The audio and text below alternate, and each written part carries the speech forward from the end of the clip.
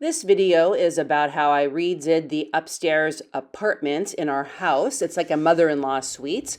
This carpet was put in 2008, and although I hated it, my mother, whose bedroom is downstairs, did not want to hear people walking around as much.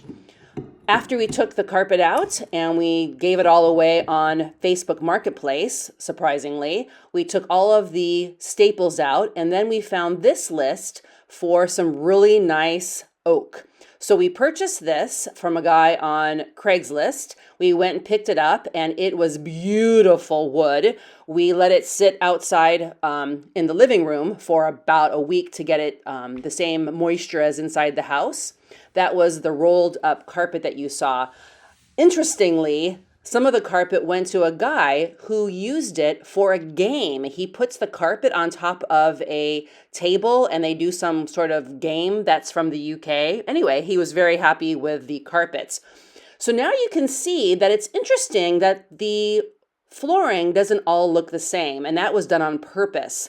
My goal was to spend the least amount of money that I could to get the wood flooring. So we spent $500 on the wood from that I showed you. Then we went to the Restore and purchased a whole bunch of different kinds of woods, and they had to be 3/4 inch thick. That's it.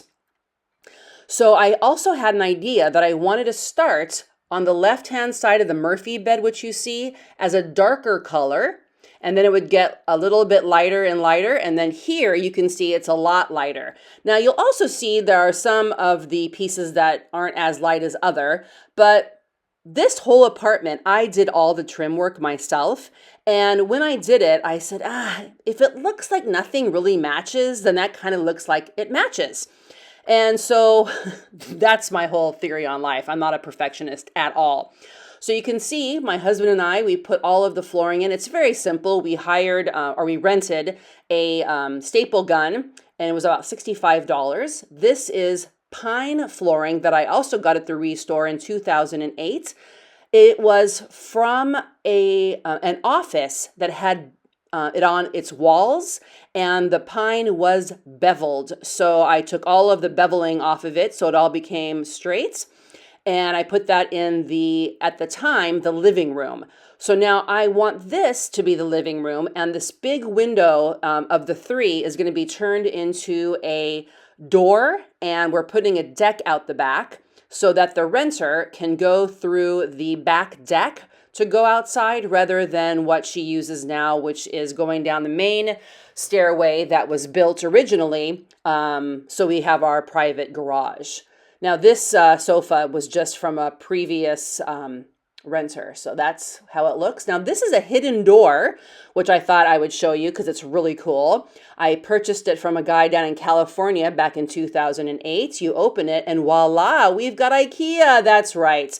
Now, this is something I wanted so the person who moved here could have more storage, because this kitchen is very small.